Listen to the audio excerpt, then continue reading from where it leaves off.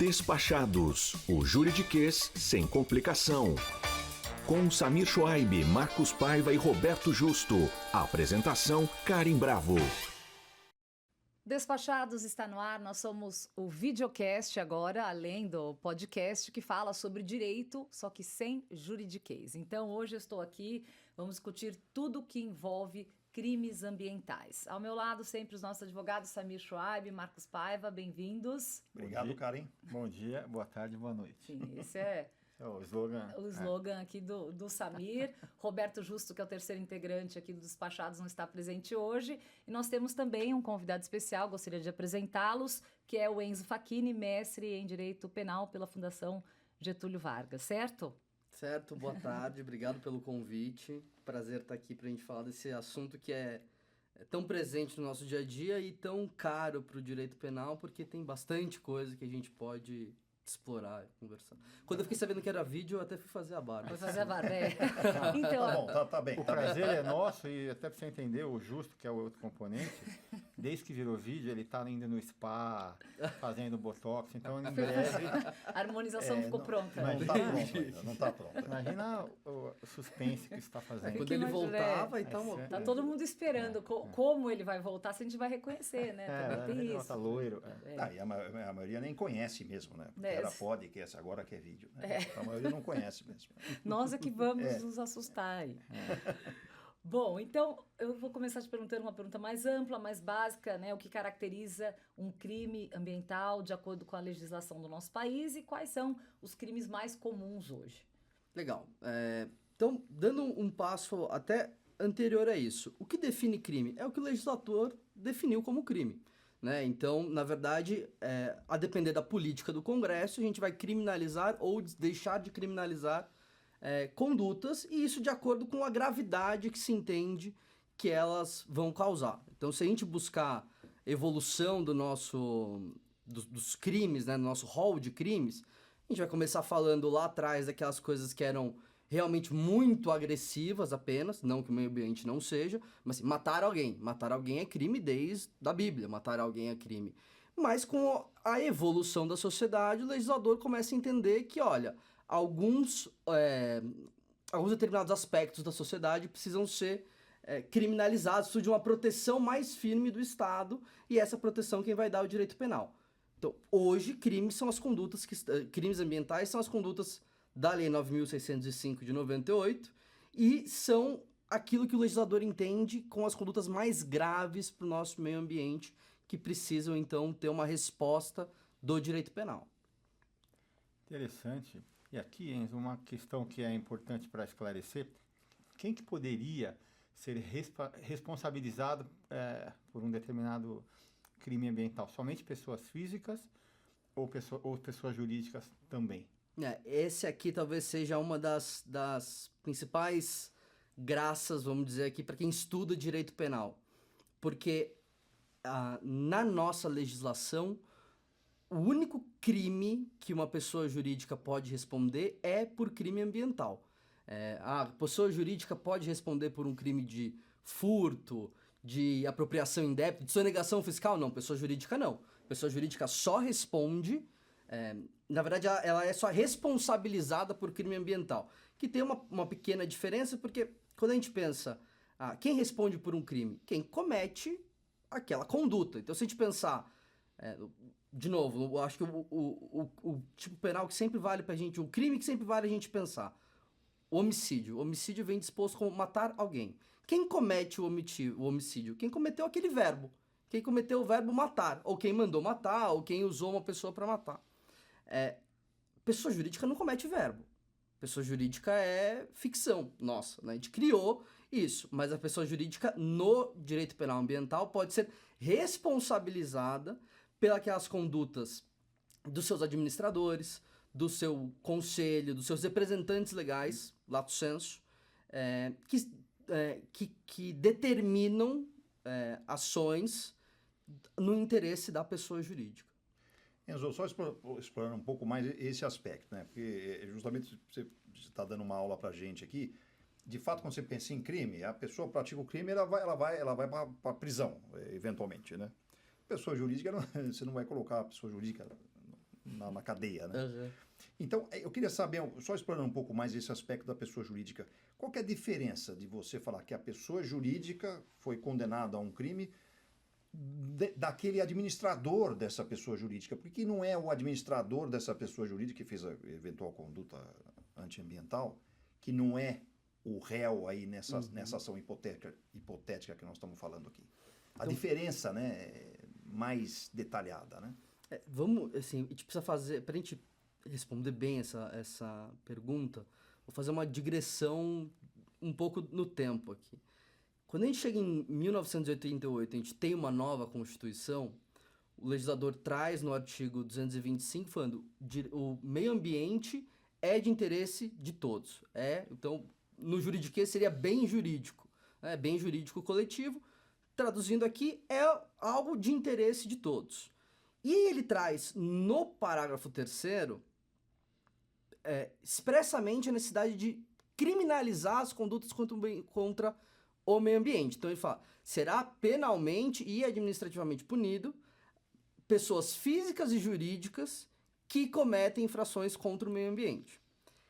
De lá, de 88 até 98, ninguém tinha dito realmente que uma pessoa jurídica cometeria crime, né? Então, o legislador fala, talvez devesse ter uma multa administrativa para uma pessoa jurídica. Mas fato é que em 98 se traz a possibilidade da pessoa jurídica ser responsabilizada por crime. Existe um ecossistema diferente para pessoa jurídica responder por um crime ou uma infração administrativa? Bem, na verdade, não. Porque a pessoa jurídica vai ser responsabilizada ou por uma multa, ou ela vai ser proibida de contratar com o poder público, ela vai ter que interromper as atividades dela. Tudo isso que poderia ser resolvido no âmbito do direito administrativo. Mas, a legislação está dizendo que comete crime, o Supremo decidiu que é constitucional, então comete crime, ponto, e hoje a pessoa jurídica é responsabilizada por crime com uma responsabilidade administrativa, vamos pensar. E é mais... Posso passar um pouco aqui, mas é mais... uma das primeiras incongruências que a gente começa a ver na legislação de direito penal ambiental é justamente que, beleza, o legislador trouxe falando, olha, a pessoa jurídica agora comete crime, as penas são de multa, a pena de suspensão das atividades, proibição de contratar com o poder público, etc. Mas ele não diz como o juiz calcula isso. Porque na hora que ele começa a dizer quais são os crimes, ele vai falar, incêndio, pena, 2 a 4 anos. E para pessoa jurídica, é 2 a 4 anos do quê? Exatamente. O que eu calculo? E a multa? Como é que eu calculo a multa? Porque uma coisa é a multa pro pescador, pessoa física, que ali vai tomar, e às vezes, assim, a depender da condição econômica, e isso sim a lei trouxe, a depender da condição econômica, você vai baixar esse padrão de multa, etc. Agora, é pessoa jurídica. Assim, quanto que a gente vai quantificar para que seja uma multa relevante, para que tenha o caráter do crime também, né? Porque, assim, tô cometendo um crime, preciso pagar por uma conduta criminosa. Então, assim, essas inconsistências da lei... Ainda existem. E como que é isso? E qual é o parâmetro normalmente utilizado? Uma empresa que fatura 1 milhão e uma empresa que fatura 100 milhões. Existe um parâmetro com base no faturamento, no patrimônio da empresa? Qual que é o critério normalmente utilizado para isso? A pergunta é muito interessante, em especial porque não existe uma resposta. Existe até uma pesquisa feita pela FGV, na verdade um colega meu de mestrado, que analisou todas as decisões de direito penal ambiental no estado de São Paulo, no recorte longo de tempo, acho que eram 10 ou 15 anos, para quando teve condenação à pessoa jurídica. E não se tem um único critério objetivo para a gente dizer por que um juiz pensou dessa forma ou daquela. É o que está absolutamente aberto e à mercê do juiz, é super subjetivo. Agora, quais órgãos Enzo, são responsáveis pela fiscalização e repressão de crimes ambientais no Brasil? Quando a gente pensa em federação, a gente pensa na União, a gente vai falar especialmente do IBAMA e o Instituto Chico Mendes, que também faz um trabalho interessante quando a gente pensa em agressão a biomas. E além disso, a gente vai falar da polícia, muitos estados vão ter polícias florestais, que geralmente é um braço da própria polícia militar, né? Então a polícia militar florestal, às vezes a polícia federal. Os ministérios públicos têm uma função importante de fiscalização, então em São Paulo, por exemplo, você encontra especificamente o Ministério Público do Meio Ambiente e outros órgãos que não são necessariamente órgãos vinculados ao sistema ambiental, mas que auxiliam, por exemplo, a CETESB. Né? Quando a CETESB enxerga ali um despejo irregular de efluentes, ela comunica isso ao Ministério Público, porque pode estar acontecendo ali um crime ambiental também. Também. Bacana. Só voltando um pouquinho, Enzo, a questão, só para o ouvinte entender. Vamos falar dos principais crimes ambientais, né? Porque você tem queimadas, você tem aqui lixos tóxicos, mar, e você tem aquela pessoa que está andando lá com uma arara, ela está com uma arara na casa dela, enfim. Fala dos principais crimes ambientais para o ouvinte entender o que é crime ambiental. Legal. Eu acho que se a gente pensar aqueles que estão mais no nosso dia a dia, a gente vai realmente olhar para as queimadas, né? Para a destruição de floresta, e quando o código fala de destruição de floresta, ele não vai falar a forma de destruir, ou seja, aberto, destruiu a floresta, você responde por crime ambiental. A poda irregular de árvore.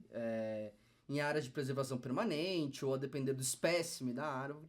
Mas também vamos falar você ter um animal silvestre sem as devidas autorizações.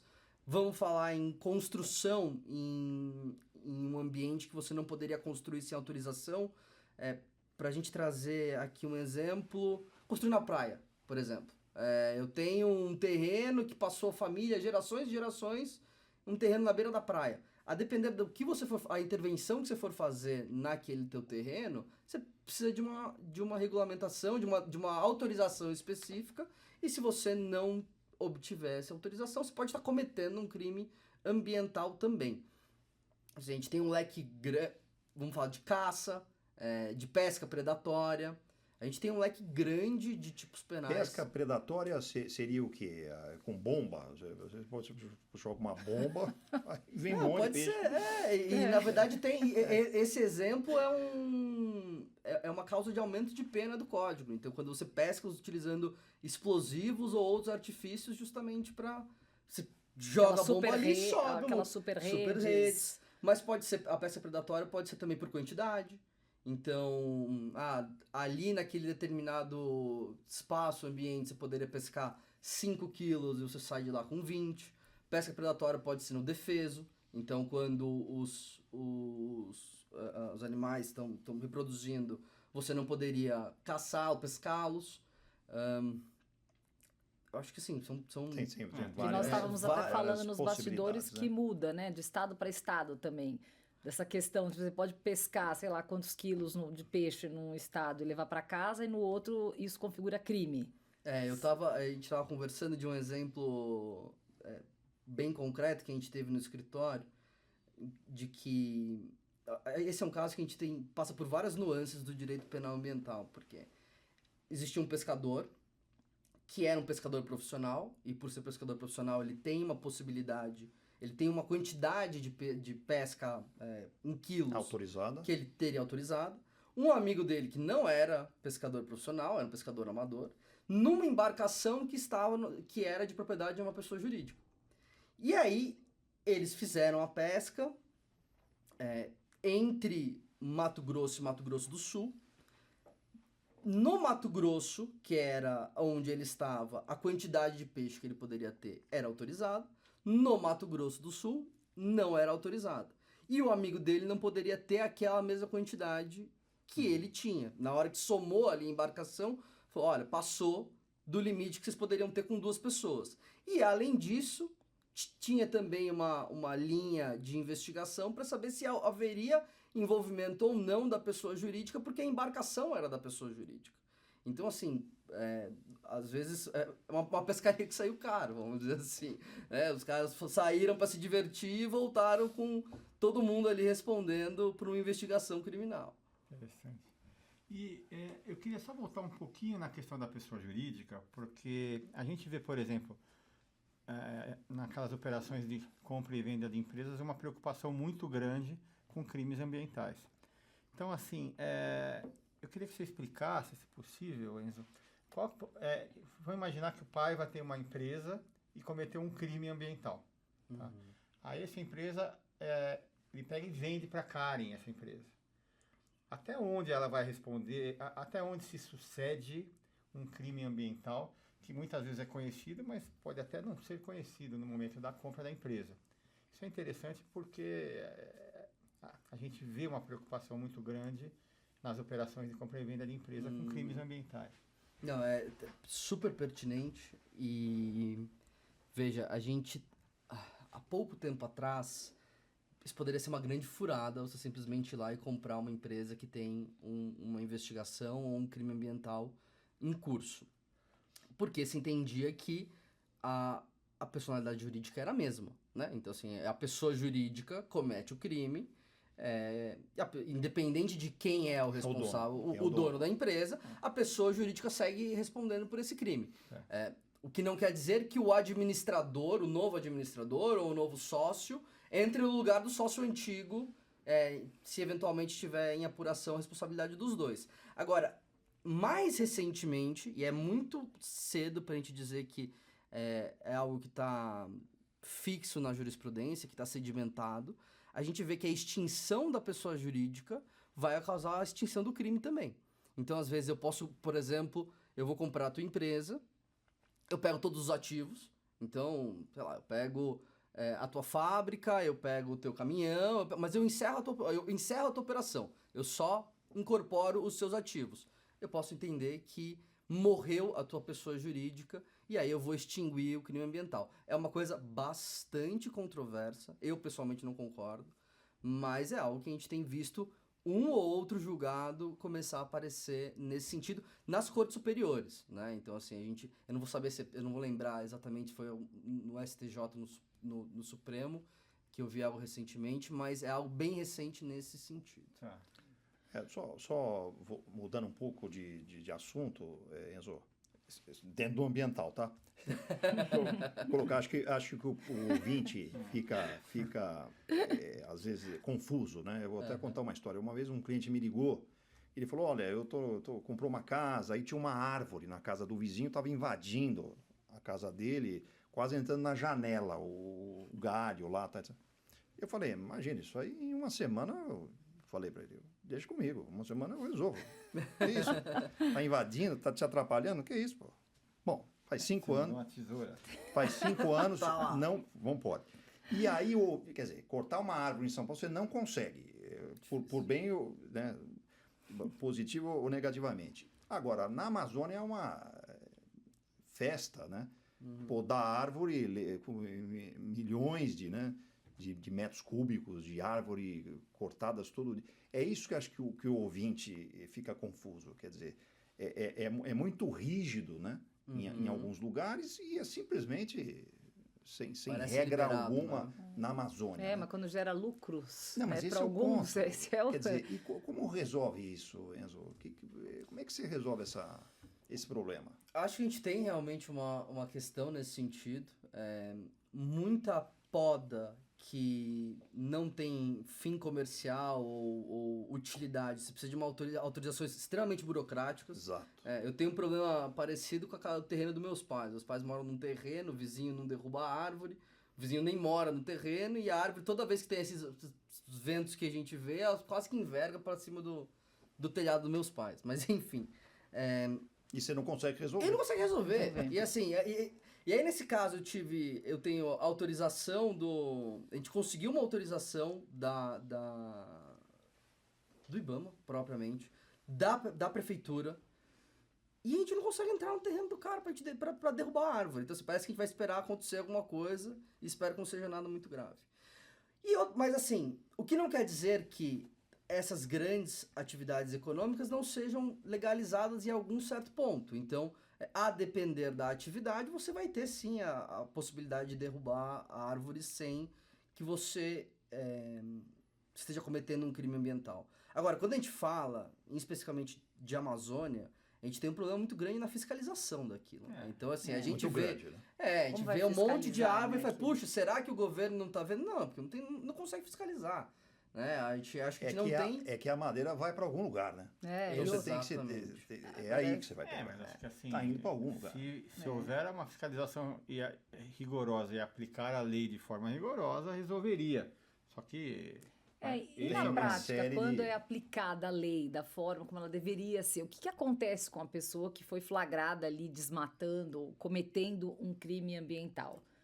Varia muito o tempo de... Tá cortando a árvore lá. Né? exatamente. O cara tem um terreno, tem que cortar, vai lá e corta 4 árvores, é flagrado. E aí um cara que é encontrado lá na Amazônia, Um madeireiro. devastou madeireiro. ali quilômetros, por exemplo, de uma região. Como é que isso, na prática, a pessoa vai pagar por esse crime? Essa pode ser também uma outra das loucuras, dessas incongruências da nossa lei de crimes ambientais. Porque na hora que ele vai... Condutas criminosas. Destruir floresta. Pena, 1 a 3 anos. Destruir bioma em restauração. Pena, 1 a 3 anos. Podar árvore em área de preservação permanente. Pena, de 1 a 3 anos. Então, assim, na hora que você vê Pô, tudo destruir isso... floresta... Pra podar uma árvore e a pena a gente vai ter a mesma, o legislador vai dar a mesma pena, que a gente tá trazendo pra sociedade, né? Porque, assim, parte do direito penal é que as pessoas não queiram praticar aquela conduta, porque se chegarem nela, a pena vai ser dura. Agora, se eu vou cortar uma árvore, ou se eu vou destruir uma floresta, eu vou ter ali um limiar de pena muito diferente, então... Né? Se é pra correr risco, a gente corre um risco grande. Pensando na cabeça do madeireiro, é verdade. É madeireiro. Né? Se for agora, pensando aqui na pessoa física que tem um problema e precisa cortar 3, 4 árvores, pode tentar uma autorização. Agora, não consegui uma autorização, fiz mesmo assim e fui descoberto, fui pego. Há a possibilidade, por exemplo, de você fazer um acordo com o Ministério Público, né, que é o que a gente chama de TAC, e isso reduzir drasticamente qualquer consequência criminal que você possa ter. Não necessariamente vai acabar com as consequências criminais, mas você pode reduzir ela bastante. Às vezes, reparação, plantar eucalipto, pagar multa e etc. Você replanta ali onde... Exatamente. Então, não necessariamente você vai ser preso se derrubar 3 árvores, a depender da espécie. E a questão da falta de fiscalização, por exemplo, das prefeituras. Então, você tem as árvores lá, daí tem uma chuva, como sempre acontece em São Paulo, por exemplo, caem centenas de árvores, aí destrói um muro de um prédio, destrói uma casa, destrói um carro que está parado. Como é que funciona aí essa questão de responsabilização de queda de árvore nos municípios, por exemplo? Se a gente pensar olhando para a queda... Porque um fica querendo culpar o outro. Exatamente. Né? Então, primeiro a gente vai ter uma briga grande para achar de quem é a responsabilidade disso. E depois saber o que vai ser ressarcido, né? Porque no fim das contas a gente pode acabar com ressarcimento civil, indenizatório. Então, caiu uma árvore em cima do meu carro. Você vai ter uma briga grande para saber quem que vai ter que pagar essa conta, para pagar a conta do seu carro. E assim, ninguém vai ser criminalmente punido por uma conduta dessa, acho. Eu não lembro de nenhum caso. É até curioso, Karen, porque no caso da prefeitura, né? A prefeitura, ela não permite que você corte uma árvore sem autorização e por outro lado, ela poda as árvores que ela entende que o galho vai atrapalhar a fiação, etc. Quer dizer, não, acho que não tem muito critério mesmo, né? É isso que a gente... Eu acho Ou até não que faz faz- sentido. Não, né? certo, mas eu estou dizendo, por que a pessoa que mora naquela casa e que está vendo aquela árvore que vai, né? Porque essa não vai poder, né? E a prefeitura não dá essa autorização. Acho que a prefeitura não existe a presunção da boa-fé. Então cortar com... vai ser burocracia. E a fiscalização do que está saudável, do que não está, do que tem que ser retirado, do que, né? Então, assim, já viu que a árvore está podre, que vai acontecer alguma coisa. Né? Quem é responsabilizado por isso? Ele não faz, depois... Então, né? Agora, só uma provocada, Enzo, nessa questão da Petrobras lá na foz do Amazônia, da Amazonas, né? Do Rio Amazonas. O governo está pressionando, porque ele quer explorar o petróleo lá. O IBAMA falou que não é para explorar petróleo lá. Mas e aí? que você acha dessa pressão do governo? Quem ganha? Porque estão até pensando, vamos trocar o presidente do IBAMA, né? Mas aí, né? Troca o presidente do IBAMA... Ministro do Meio Ambiente. Mas aí... Que é uma instituição que não deveria ter interferência nenhuma do onde você governo. acha que vai acabar essa história? Olha, difícil, né? Uma pergunta de muitos milhões em todos os aspectos. Aí, absolutamente pessoal, né? Não tenho como dar qualquer resposta técnica nesse sentido, mas eu acho que a legislação ambiental, ela serve para que a gente aprenda, de certa forma, a explorar com algum tipo de consciência. Mas a gente não tem como deixar de explorar. Claro que o melhor para o meio ambiente seria que não houvesse exploração alguma. Mas a gente também não ia ter uma sociedade do jeito que tem, e pensando no mundo globalizado, a gente não teria competitividade com ninguém. Né? Então, assim, a gente está olhando... A mesma população que é extremamente pobre pode ter uma riqueza bilionária ali, que vai gerar resultado para aquele lugar de geração de emprego, impostos, etc. Então, acho que precisa permitir, desde que seja uma exploração consciente e segura de alguma maneira. Dá pra gente evitar qualquer tipo de desastre? Não. A gente viu alguns exemplos de desastres ambientais recentes, que pelo menos um deles chegou a uma conclusão, uma sentença recentemente, que a juíza falou, isso daqui foi um desastre. Não tem como responsabilizar criminalmente alguém, porque eu não consigo apontar o dedo e falar, foi fulano, ciclano, boitrano que deixaram de agir como devia.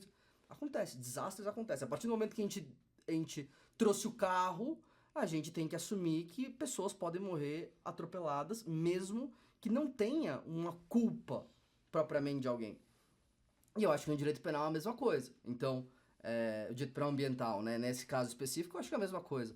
Se é possível explorar, a gente tem que pensar como explorar isso de forma mais consciente, com menos danos, ou, quem sabe, compensando em alguma outro aspecto, outra esfera. Porque no fim das contas também, assim, se extrair o petróleo, gás carbônico, e a gente vai continuar agredindo o meio ambiente de alguma outra forma, né? Mas acho que tem que explorar. Agora, se o governo pressionar para explorar e acontecer alguma coisa, a responsabilidade é do presidente da Petrobras, né? E da Petrobras, e o governo não vai ser responsabilizado em nenhum aspecto difícil quanto acontecer. a isso. Difícil acontecer. Que isso que é o caso, por exemplo, de uma catástrofe, né? Que foi o caso daqueles que a gente colocou aqui, do rompimento da barragem da Mariana em 2015 e Brumadinho 2019. E como é que esses casos foram tratados judicialmente? Vamos lá, a gente teve a primeira decisão recente em primeira instância foi do caso de 2015 de Mariana, em que houve uma absolvição do ponto de vista criminal para todas as pessoas envolvidas. Por quê? E o que entendeu a magistrada, e a sentença ela é extensa, é profunda, tem quase 200 páginas, mas muito bem explorada, né? Olha, eu tenho aqui uma responsabilidade civil da empresa, inquestionável, pagou uma multa bilionária ali, eu não lembro se era 30 bilhões de reais ou dólares, mas em qualquer posição é muito dinheiro. Agora, quando eu falo de responsabilidade penal, o Ministério Público não conseguiu me trazer elementos suficientes para dizer que foi o diretor-presidente, o diretor de obras, o diretor de abastecimento, não sei, se faltou a diligência de alguém, teve ordem de alguém para aquilo acontecer, se eu deixasse de acontecer, era uma decisão do alto corpo de direção da empresa que não houvesse manutenção adequada, nada disso foi provado. E aí a gente volta para isso. O direito penal ele não vai servir para resolver todos os nossos problemas. Às vezes desastres acontecem, catástrofes acontecem e o direito penal não vai resolver. Né? E eu acho que foi isso que aconteceu. Claro que assim, ainda cabe recurso, o Ministério Público recorreu, a gente não teve um posicionamento ainda das cortes superiores, mas... E eu acho que tá certo, da análise que eu fiz, né? Claro, são milhares de páginas, eu não atuei no caso, então, mas da forma em que a magistrada trouxe ali, leu a produção de prova e pôs na sentença dela, para mim fez sentido. Como é que a gente vai apontar o dedo? Se você não consegue apontar e falar, olha, faltou essa diligência aqui, então você não pode criminalizar ninguém. A multa civil, ressarcir as famílias e vamos seguir. Sem consequências criminais. E aproveitando aqui, queria até aproveitar a tua oportunidade, a tua presença, para falar de um sonho do Paiva. Hoje ele está animado, mas tem Hoje troco. ele virou. Vai ter troco, vai ter troco. Virou Pode alvo, pensar o em Paiva troco. virou que a alvo. criação de animais silvestres só é permitido com autorização. Foi isso que você Silvestre, falou? sim, Tá, mas assim, Dá um exemplo, por exemplo, se o Paiva quiser... Tucanos na casa dele. Na casa de campo dele. você quer ter uma... Arara. quer ter, Arara. exatamente, cara, você vai precisar ter uma autorização. Mas é concedida normalmente? Não, você consegue. Assim, não é que você não está aberto no mercado, então assim, você precisa ter um espaço adequado, ter uma motivação, mas eu já tive aí próximo do pessoal mesmo meu, de uma arara que foi achada no terreno, com lesões na asa, esse casal de amigos cuidou dela, etc, e foram buscar autorização e conseguiram. É Tá lá. possível. É possível. Mas se ele quiser um chimpanzé, um Não, leonardo, aí vai um ser leopardo... não, aí vai ser mais difícil. Acho que não é bom nem pra saúde dele. Né? O Samir colocou isso, eu vou até contar rapidamente, porque uma vez eu recebi um casal de araras na minha casa. Olha lá. E me deram à noite o casal de araras. Veio uma gaiola enorme, coberta. Né? Ah, você recebeu mesmo? Te Recebi de trouxeram verdade. eles? Não, que eles e estavam aí- voando. Não, recebi de entendi. presente. E aí eu, enfim, gostei. acontece Falei, era uma amarela, uma azul, tá? Bonito. Vermelho, lindas. Aceitei. Né? Abri, tirei a capa, tinha uma capa enorme, né? E fui dormir. Bom, de manhã elas começaram a gritar. Não, acordaram o bairro inteirinho, né? Bom, resumindo, à noite eu dei para um outro amigo com a capa. Passou a bomba. Dei à noite, né? Foi uma história verídica. Talvez você tenha cometido um crime, Paiva. Exatamente. Então eu ia perguntar se está prescrito. Então, tá Faz prescrito. 20 anos. Tá prescrito, tá tá bom. prescrito, tá prescrito. Mas esse problema aconteceu muito com papagaio, Sim. né? Papagaio. Eu As tive pessoas um antes tinham papagaio que meu pai assim, trouxe do Mato exato. Grosso quando eu era criança. Mas Trouxe vende. o papagaio. Estava perdido Não, ali. não se vende papagaio, né? Eu acho que não. Eu não É sei. assim, pelo menos não. Se você entrar num pet shop, você não vai conseguir comprar. Então, Mas tem pássaros, tem várias outras coisas que podem ser. que pode ser comercializada, vai depender muito da Comercializada. espécie, né? A espécie vai dizer se aquela espécie ela pode ou não ser comercializada. Você pode ter o furão, por exemplo. O ferrete de certa forma, não é um animal domesticado, né? Não é um cachorro ou um gato, mas você pode ter. Você pode ter. Mas, só que você não pode ter uma onça.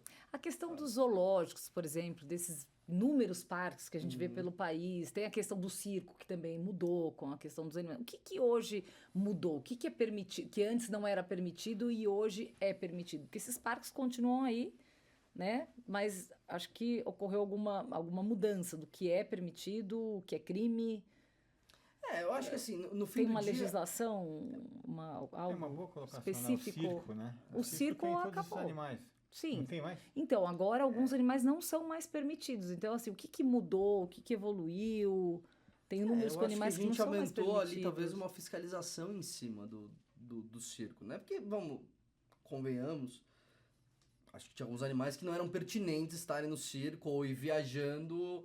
Agora, se você tem um animal de pequeno porte, talvez você consiga uma autorização para isso, né? De certa forma, é uma exploração de atividade econômica, né? O circo. Então, você pode conseguir uma autorização. Agora, você não vai ter mais o leão do circo. Eu não sei. Agora, tem parques grandes por aí que, junto com o parque, você tem uma área de preservação ambiental e também utiliza o animal que fica ali para uma exploração Uma exposição ali. para uma exposição ou... Enfim, aí eu acho que você consegue uma autorização, uma licença específica para isso. Para isso. Né? E como é que o Brasil se compara a outros países nessa legislação sobre crimes ambientais, Enzo? A gente está muito aquém ainda? Na verdade, não. Na verdade, pensando em legislação, a nossa legislação é muito boa. E bastante boa pensando do ponto de vista de preservação do meio ambiente e bastante rigorosa. Nosso problema é sempre de fiscalização, né? Então, assim, não basta eu ter a lei. Eu preciso conseguir Quem vai fiscalizar fiscalizar? o descumprimento dessa lei e punir o descumprimento dessa lei. Porque senão também a lei ela não serve para muita coisa. Então, no papel, a nossa legislação é ótima nesse aspecto. Eu só achei baixo realmente a pena de destruir floresta. Muito. Destruir floresta. A mesma de quem Aí devia ser derruba uma uma pena Não, maior, né? isso eu concordo. Eu acho que os nossos... A gente fala do preceito primário e secundário, né? O nosso ouvinte primário é a conduta que é proibida. Então, proibido é destruir floresta. O secundário, a pena. As nossas penas ambientais são muito baixas. Muito baixas. É que isso, no fim das contas, é uma incongruência, talvez, quase que total no nosso código... no nosso código penal e nas nossas leis extravagantes, né? O nosso código penal, ele foi crescendo como uma coxa de retalhos, quase. Então, em vez de eu ter... Bom, beleza, eu tive lá o Código Penal, de 41. E aí eu vou ter a nossa legislação ambiental é de 98. Em vez da legislação de crimes ambientais fazer parte do nosso Código Penal e, de certa forma, conversar com ele, não, a gente tem uma lei específica, legislador 98, de crimes ambientais. Aí eu tenho uma lei de 86 de crimes econômicos, de 98 de lavagem de dinheiro. Ninguém se conversou ali pra falar, puta, será que essas penas... Desculpa, falei um palavrão. Acontece. Será que essas penas fazem sentido? Então eu acho que assim, a gente é mais baixo a pena de destruir floresta do que um furto pequeno. Agora, a gente sabe que o mundo inteiro está de olho, né, no meio ambiente do Brasil. Será que essa pressão internacional ela pode chegar a influenciar as nossas leis de políticas ambientais? Agora a gente tem a COP30, que vai acontecer aqui. Tá todo mundo pressionando também. Aí tem essa questão da Foz do Amazonas, que também virou ali um destaque no meio disso tudo, né? A gente tem os Estados Unidos que saíram do Acordo de Paris, tem muita coisa acontecendo e o Brasil, a gente sabe, é a menina dos olhos nesse sentido. E você acha que essa pressão de fora pode alterar alguma coisa aqui? Chega a isso? Tem alguma expectativa com relação a isso? O que eu acho que pode acontecer, que é a forma que ultimamente a gente faz política criminal, é recrudescimento de penas, né? Então, novos tipos penais ou aumentar penas específicas para os crimes. O que seria uma vantagem inicial.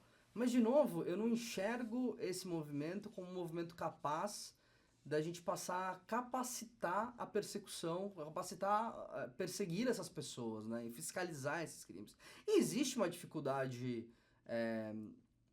talvez natural realmente disso. Não tô vindo aqui para dizer, isso aqui era facinho, devia ser feito assim, assim, assado. Não, acho que o problema é grande. Então, como é que eu fiscalizo uma área daquele tamanho da Amazônia?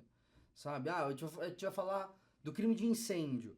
Puxa, a diferença de pena de um incêndio com intenção, né, que é o dolo, e do incêndio sem intenção é muito grande. O incêndio ele pode se iniciar por causas naturais. Sim. Então, assim, é causa natural? Foi uma bituca de cigarro? Ou o cara foi lá e jogou gasolina para tacar fogo naquela área? Tem a questão dos povos indígenas também, que são sempre atingidos por esses crimes Exatamente. ambientais, e que também foi uma promessa do governo de fiscalizar isso de perto, e que também não ocorreu, né? E não, vamos dizer, como fiscalizar? Mas eles prometem fiscalizar. Exatamente. Né? Algo que a gente, em tese, quer acreditar que vai haver uma solução. Então, e não tem, né? A gente não chega nesse controle. Eu penso que, assim, o direito penal vai fazer fará grande diferença quando a gente fiscalizar e responsabilizar com melhor qualidade. Tem um exemplo que a gente costuma falar, e trazendo aqui um pouco para saindo do direito penal, vamos pensar que você vai ultrapassar vai ultrapassar um carro na contramão, né? Você está na via aqui, você vai ultrapassar o carro na contramão. Lá atrás, você vê um caminhão.